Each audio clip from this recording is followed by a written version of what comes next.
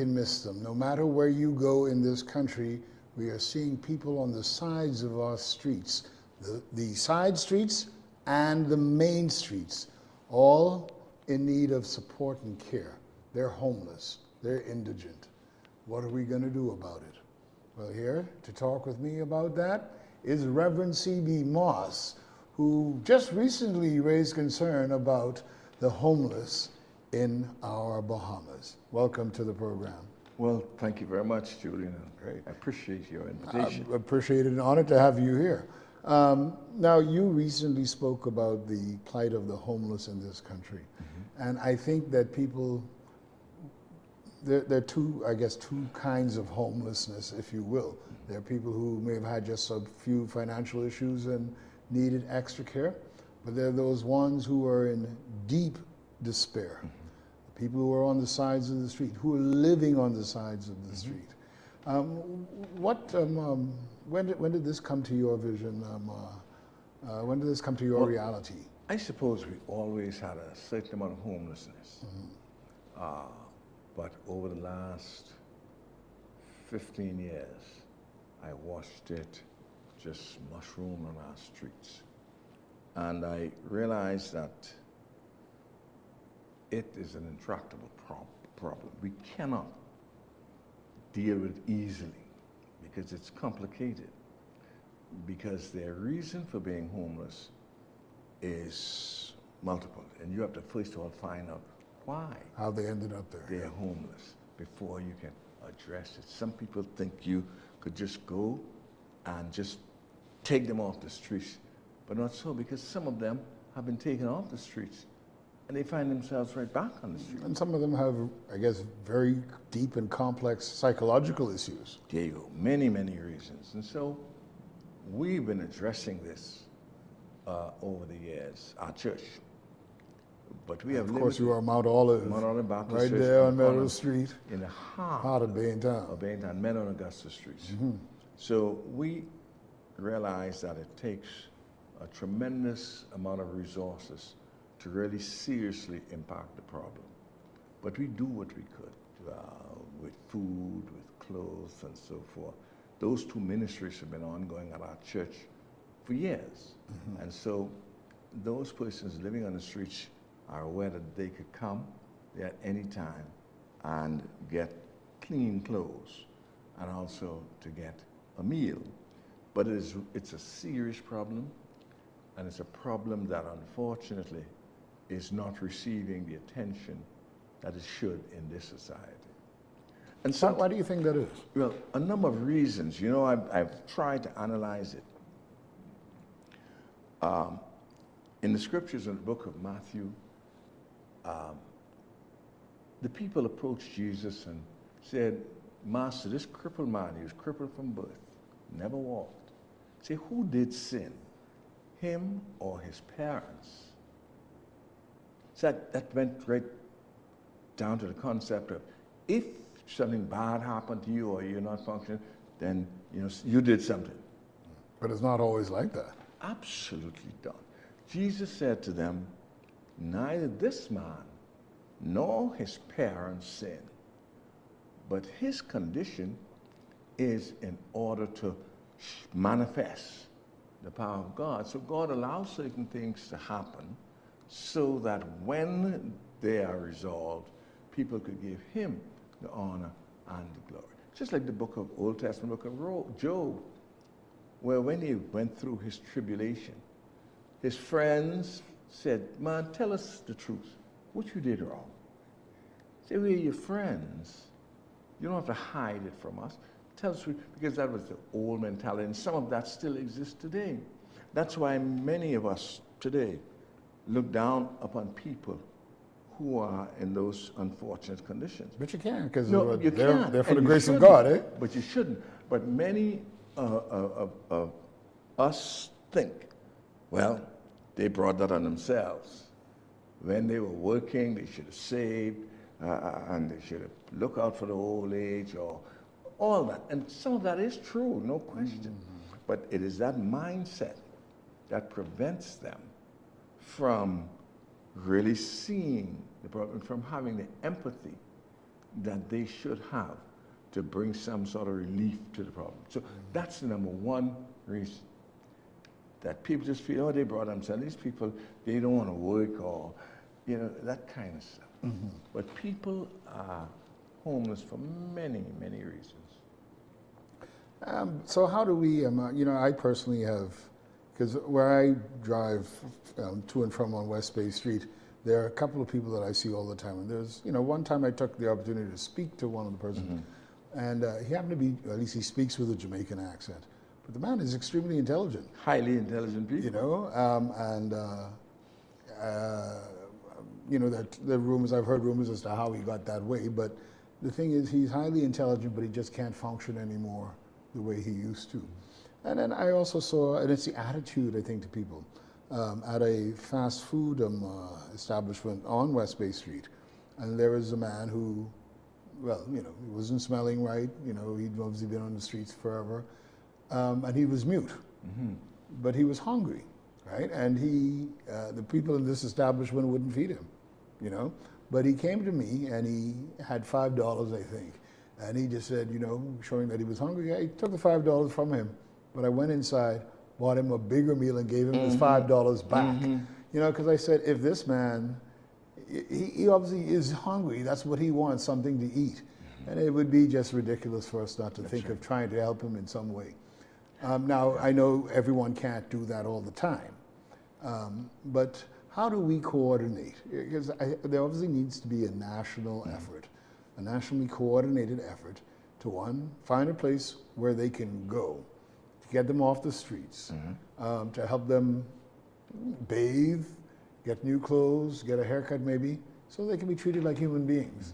And you know, I'm extremely upset about it, and I'm sure we all have to. Oh yes, I am. Unless we're just keeping a blind eye to it. I am very much upset. That's why when the reporter from the newspaper several weeks ago asked me about it, that's why I said what I did. There are many reasons why people are homeless. Some are legitimate reasons. And if it had occurred to us, we would be on the streets just like them. That's the thing, you know, because you were talking about why they didn't save money. You could save money as much as you want. You could have one major illness, and that could wipe you out financially. That's right. And there are people who have reached retirement age and now must stop working. The opportunities aren't there. And the social safety net, you just cannot accommodate them. Their old age pension is insufficient to cover the expenses. Now, one may argue that, well, while they were working, they should have saved, and there's a point. But we don't know the situation.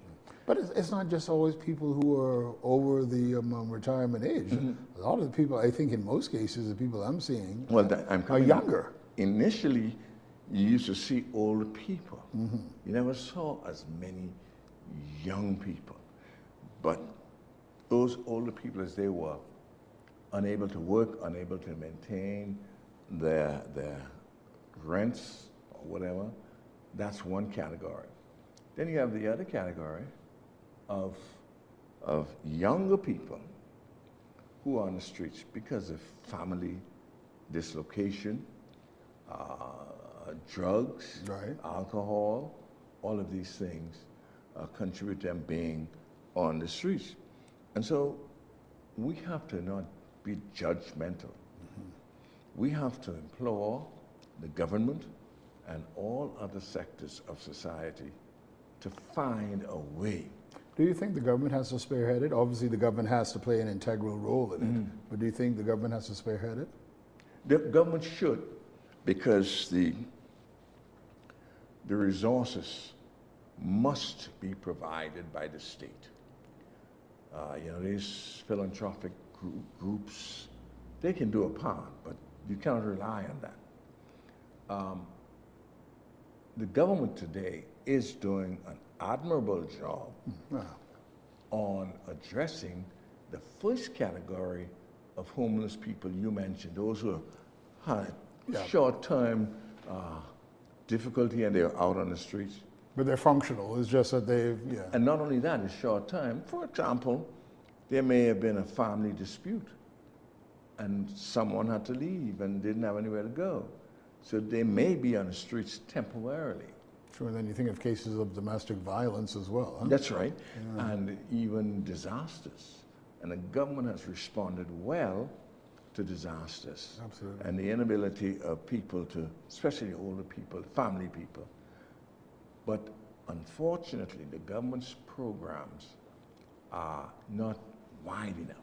They've got a few homes to accommodate these people, but it's only for a very short period of time.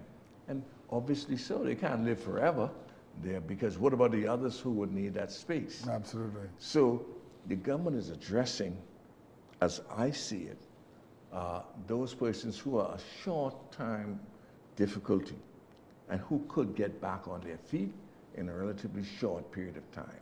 And I think they're doing a good job with that. But there's a larger group who have been homeless for an extended period of time and who have, in fact, been relegated to living on the streets. And I don't see any program to deal with them at this time. Now, you have some private sector groups like, God bless Bishop Walter Hanschel. He's got a home for people, young men in particular. He's been doing it for years. And he's hoping to build a home on Carmichael Road. And I'm imploring the Bahamian people, both the corporate and private sector, to support that. To support that. Pick up the telephone and call Walter Hanschel and assist him. And the government should assist him in erecting this home for these people. But it's a problem that's not easily solved, because we have, again, people who are mentally disturbed. No, you definitely need all kinds of support. They need a place to sleep for maybe overnight, a place to shower, That's right. a place where they can become right. clean, but they definitely need some psychological We support. need to address the problem, and we need to segment the problem, because like I said, there are people who are unemployed, there are people who are mentally disturbed, and there are people who, right now, really enjoy being on the streets.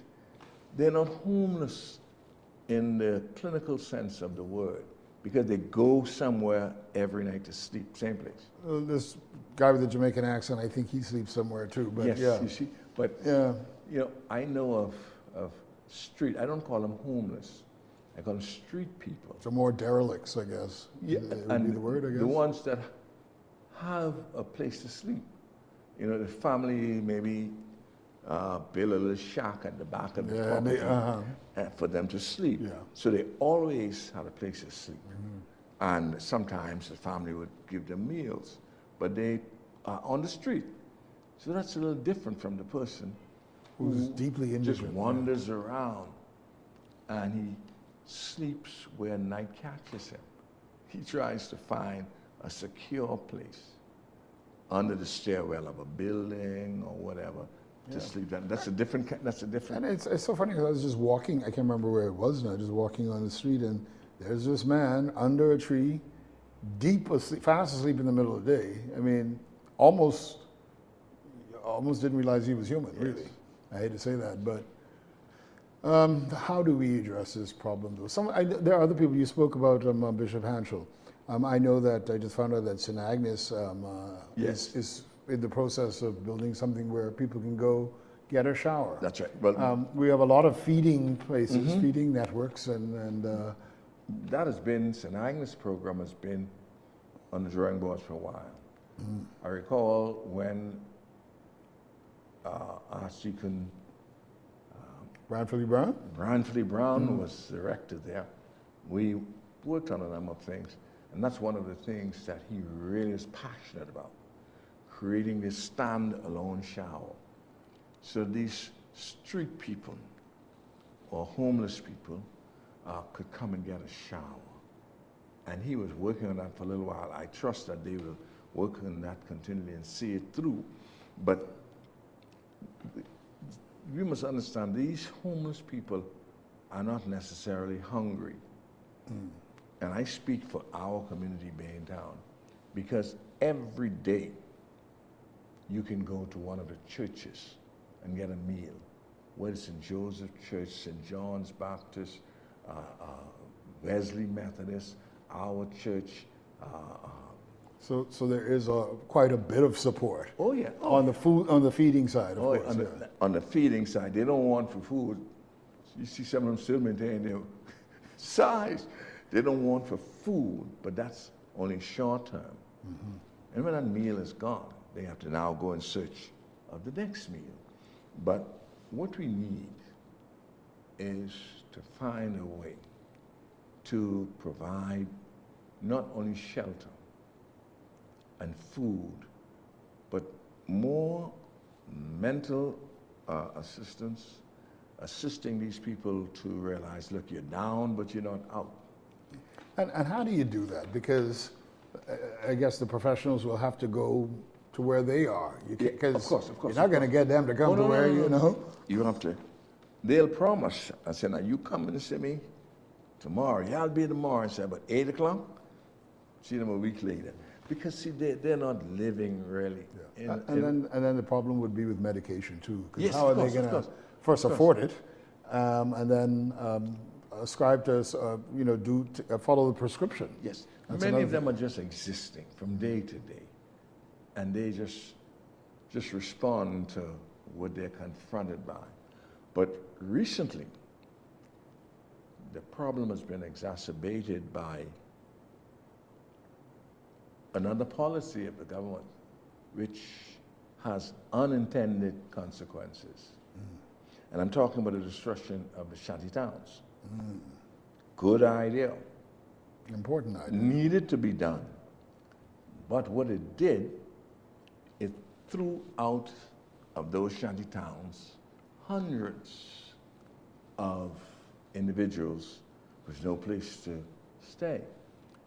Many of them band together and rent the lower end of the industry.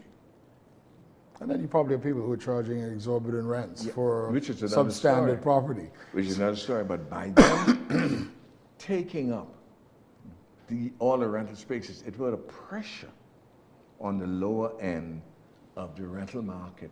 And people in that category cannot find adequate. See, that's another problem. There are people on the streets who cannot find affordable housing. And a lot of that was taken up by, as I said, those persons coming out of the shanty towns. That was from the bottom. And then from the top, you have the Airbnb. And they sort of take the upper end. So that squeezed a whole lot of people in the middle, and many of them are not able to afford the rent. So that's why I say it's a complicated problem. It is complicated. Yeah, it's a complicated, and you must address each component separately. Because you really cannot address this separately but together. So you think separately but together. Would you think something like a national task force, yes, specifically on homelessness, is what we need to put together? Absolutely. To firstly determine the scope of the problem, because a lot of us don't know. We see a couple of people on the streets, but we don't know how deep it is. At the traffic lights, some of us, as we approach the traffic light, you roll your window up. Some of us would give $1, but that's not good enough. We need to know what the problem is. And I believe some of the social workers are aware of the problem. And probably trying to deal with it too. But they are not able to deal with it because a problem like this requires a lot of resources. First of all, housing. And housing is normally expensive, but it's tremendously expensive in New Providence. It is. So you have to have housing. And once you get them in there, you must now maintain them. You must maintain the housing. And as we said, some of them with mental problems is difficult because we know of persons who live on the street. And I like to say who live on the street because I don't know who's homeless. We call them all homeless. But you don't really know. As I said, some of them have homes to go to, family homes. They love it on the street. They love the freedom of the street. They love the irresponsible lifestyle. They don't have to work. They can just panhandle and live. So they're not homeless. Because as night falls, they make their way back to the family compound, go in a little shack in the back, and sleep for the night. With $100 that they collected from us. Exactly. So we need to investigate. Exactly. We need to understand. We need to categorize these people.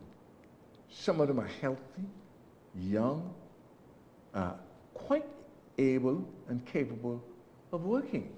We're going to have to take a break right now, Reverend Moss, but you're going to bring me to something that we need to talk about afterwards. Okay.